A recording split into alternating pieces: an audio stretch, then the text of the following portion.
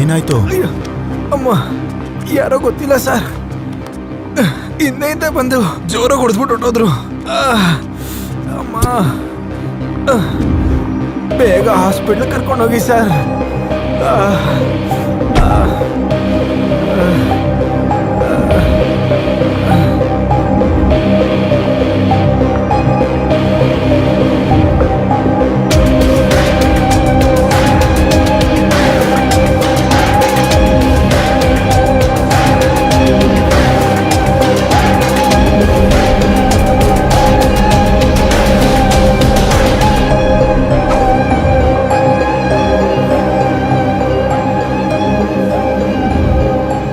Cycle ತುಳ್ಕೊಂಡು ಹೋಗ್ತೀಯಾ? ತುಳಿತೀನಿ sir. ಹುಷಾರು.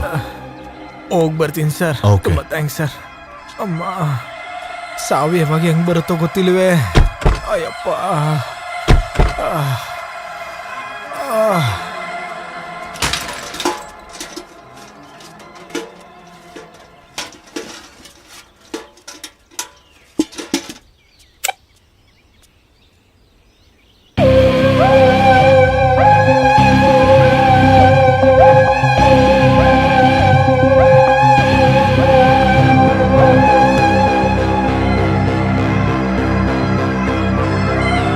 ಅಣ್ಣ, ಗೇಟ್ ತೆಗಿಯೋಣ.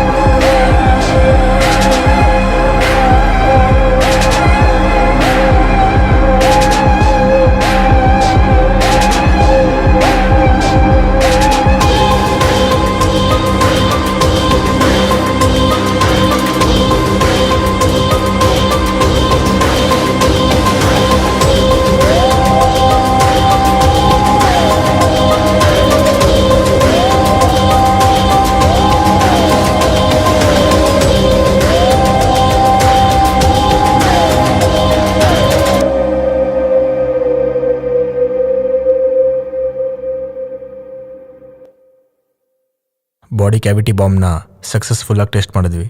ನೆಕ್ಸ್ಟ್ ಪ್ಲ್ಯಾನ್ ಏನು ಬಾಸ್? ನನಗೆ ಕ್ಯೂ ಹಬ್ಬಲ್ಲಿ ಕೆಲಸ ಮಾಡೋ 5 ಜನ ಎಂಪ್ಲಾಯೀಸ್ ಬೇಕು.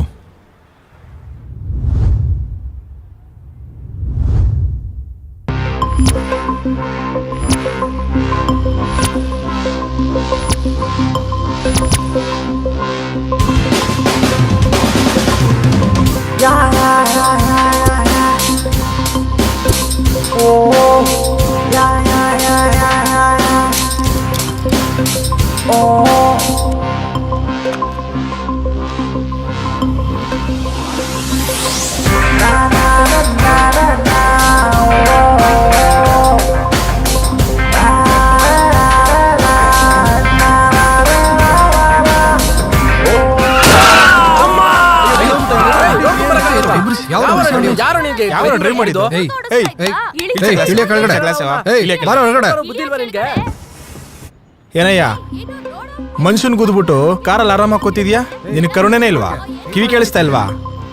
ಪಾಪ ನೋಡು ಅವನಿಗೆ ಎಷ್ಟು ಏಟ್ ಆಗಿದೆ. ಇಳಿಯೋ. ಏಯ್ ನಿಲ್ಸಲ್ಲೋ, ನಿನ್ ಕರುಣೆಯಿಂದ ಅವನೇನ್ ಬದುಕಿಲ್ಲ. ನಾನ್ ಬ್ರೇಕ್ ಹಾಕಿದ್ಕೆ ಅವ್ನ್ ಬದುಕಿದ್ದು. ಜಾಸ್ತಿ ನಾಟಕ ಮಾಡಿದ್ರೆ ನೋಡು, ಕಾರ್ ಕೆಳಗಡೆ ನೀನ್ ಇರ್ತೀಯ. ಹೋಗ ಬೇಗ ಕಾರ್ ತೆಗೆಯಪ್ಪ. ಇರಲ್ಲೇ ಇವನು ಯಾರು ವಿಶ್ರಾಂತ ಮಾಡ ನನಗೆ ಯಾಕೆ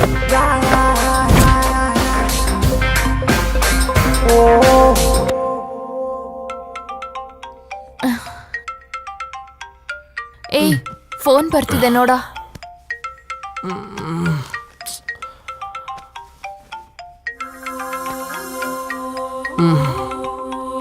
9:30 ಆಯ್ತಾ? ಹಲೋ,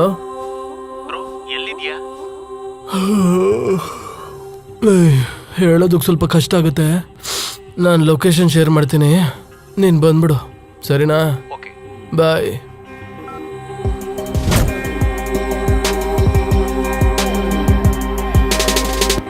ಯಾ ಆಲ್ರೆಡಿ ನಿಮಗೆ ಫೈಲ್ ಶೇರ್ ಮಾಡಿದ್ದೀನಿ, ನೀವೊಂದ್ಸಲ ಚೆಕ್ ಮಾಡಿ.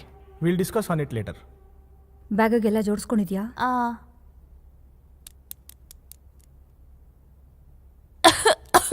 ನೀರ್ ಕುಡಿ ಪುಟ.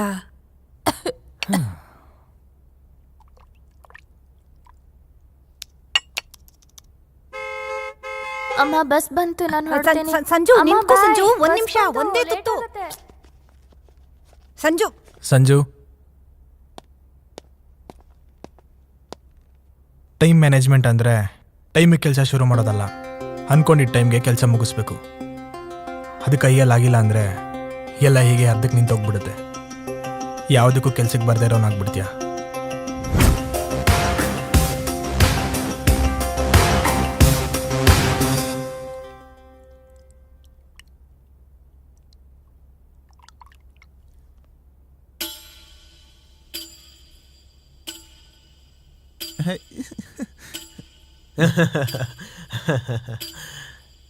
ಓಕೆನೋ ಓಕೆನೋ.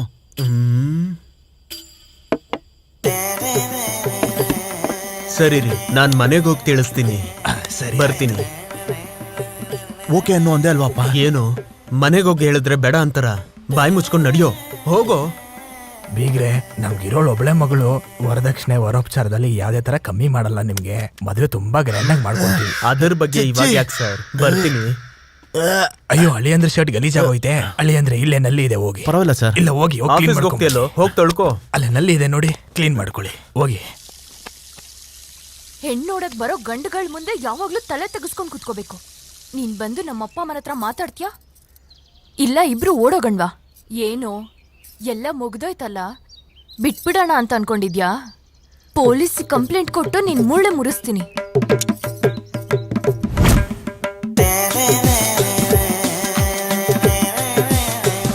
ನೋಡ್ಕಂದ, ಈ ಗ್ರಹಗಳ ಸುತ್ತ ಸುತ್ತಿದ್ರೆ ನಿನಗೆ ಕಾಲು ನೋವು ಬರುತ್ತೆ ಅಷ್ಟೇ ವಿನಃ ಆಗ್ಬೇಕಾಗಿರೋ ಕೆಲಸ ಆಗಲ್ಲ. ಹೌದಾ? ಹಾಗಿದ್ರೆ ನನಗೆ ತೊಂದರೆ ಕೊಡ್ತಿರೋ ಗ್ರಹಗಳಿಗೆ ನಾನು ಏನ್ ಮಾಡ್ಬೇಕು ಸ್ವಾಮಿಗಳೇ? ಅದು ಗೊತ್ತಾಗ್ಬೇಕು ಅಂದ್ರೆ ಪ್ರಸ್ತುತ ನೀವ್ ಯಾವ ಸಮಸ್ಯೆಯಲ್ಲಿ ಒದ್ದಾಡ್ತಿದ್ರೋ ನನಗ್ ಗೊತ್ತಾಗ್ಬೇಕಲ್ಲ. ಅಂದ್ರೆ ನಮ್ಮ ಅತ್ತೆ ಮಗಳನ್ನ ನಾನು ಮದ್ವೆ ಆಗ್ಬೇಕಂತಿದ್ದೀನಿ ಗುರುಗಳೇ. ನಾಚಿಕೆ ಪಟ್ಟಿದ್ದು ಸಾಕು. ಆ ಹುಡುಗಿ ಇನ್ನ ಓಕೆ ಅಂದಿಲ್ಲ ಅನ್ಸುತ್ತೆ. ಹಾಗಾದ್ರೆ ಚಂದ್ರ ಗ್ರಹಕ್ಕೆ ಪ್ರತ್ಯೇಕ ಪೂಜೆ ಮಾಡೋಣ. ಅತ್ತೆ ಮಗಳಿಗೆ ನನ್ ಕಂಡ್ರೆ ಇಷ್ಟ, ಆದ್ರೆ ಮಾವ ಇದಾನಲ್ಲ. ಓಕೆ, ಹಾಗಾದ್ರೆ ಅಡ್ಡ ಇರೋದು ಅದಾ? ಹಾಗಾದ್ರೆ ಬುಧ ಗ್ರಹ ಪೂಜೆ ಮಾಡಿದ್ರೆ ಸರಿ ಹೋಗುತ್ತೆ. ಗುರುಗಳೇ, ನಮ್ಮ ಮಾವನ್ಗೂ ನನ್ ಕಂಡ್ರೆ ಇಷ್ಟಾನೆ, ಆದ್ರೆ ಒಳ್ಳೆ ಕೆಲ್ಸದಲ್ಲಿ ಇರೋನ್ಗೆ ಕೊಡೋಣ ಅಂತಿದ್ದಾನೆ. ಒಳ್ಳೇದಾಯ್ತು. ಹಾಗಾದ್ರೆ ನೀವು ಕೆಲ್ಸ ಹುಡ್ಕೋ ಪರಿಸ್ಥಿತಿಯಲ್ಲಿ ಇದ್ದೀರಾ. ಗುರುಗಳೇ, ಕೆಲ್ಸ ಏನಕ್ಕಿಲ್ಲ, QF ಕಂಪ್ನಿಲಿ ದೊಡ್ಡ ಪೊಸಿಷನ್ ಅಲ್ಲಿ ಇದ್ದೀನಿ ನಾನು. ಮತ್ತಿನ್ನೇನು, ನನ್ ಪ್ರಾಣ ಯಾಕೆ ತಿಂತ ಇದ್ಯಾ? ನಿನ್ ಸಮಸ್ಯೆ ಏನು? ಅಯ್ಯೋ, ನಿಜವಾದ ಪ್ರಾಬ್ಲಮ್ ಶುರುವಾಗಿದ್ದೆ ಇಲ್ಲಿ ಗುರುಗಳೇ. ಸ್ಟಾರ್ಟಿಂಗ್ ಅಲ್ಲಿ ನಾನು ಕಷ್ಟಪಟ್ಟು ಕೆಲಸ ಮಾಡ್ತಿದ್ದೆ, ಆದ್ರೆ ಮ್ಯಾನೇಜರ್ ಬೈತಾನೆ ಇದ್ದ. ಅವಾಗ ನಂಗೆ ಸ್ಯಾಲ್ರಿ 40,000 ಕೊಡ್ತಾ ಇದ್ರು. ಹಾಗಾದ್ರೆ 2 ವರ್ಷದಿಂದ ನಿನಗೆ ಇನ್ಕ್ರಿಮೆಂಟ್ ಕಡಿಮೆ ಬರ್ತಿದ್ಯಾ ಕಂದ? ಇನ್ಕ್ರಿಮೆಂಟ್ ಬಿಟ್ಟಾಕಿ ಗುರುಗಳೇ, ಈಗ ಡಿಕ್ರಿಮೆಂಟ್ ಆಗ್ತಾ ಇದೆ. ನನ್ ಸಂಬಳ ಕಟ್ಟಾಗಿ ಈಗ 25,000 ಬಂದ್ ನಿಂತಿದೆ. ಅದೆಲ್ಲ ಬಿಟ್ಟಾಕಿ ಗುರುಗಳೇ, ಇವತ್ತು ನನ್ನ ಪ್ರಾಜೆಕ್ಟ್ ಟೆಸ್ಟಿಂಗ್ ಆಗತ್ತೆ, ಅದು ಸಕ್ಸಸ್ ಆಗ್ಬೇಕು. ಅದರಿಂದ ನನಗೆ ಇನ್ಕ್ರಿಮೆಂಟ್ ಬಂದು ಪ್ರಮೋಷನ್ ಸಿಗ್ಬೇಕು. ನೀವೇನಾದ್ರೂ ಮಾಡಿ, ಏನಾದ್ರೂ ಒಂದ್ ಮಂತ್ರ ಹಾಕಿ, ಗ್ರಹಗಳು ನಂಗೆ ಸಹಕರಿಸಿದಂಗೆ ನೀವು ಮಾಡ್ಬೇಕಷ್ಟೇ. ನೀನ್ ಕೊಡೋ ಸಂಭಾವನೆ ನಮ್ ತಿಂಗಳ ಖರ್ಚಿಗೆ ಸರಿ ಹೋಗಿ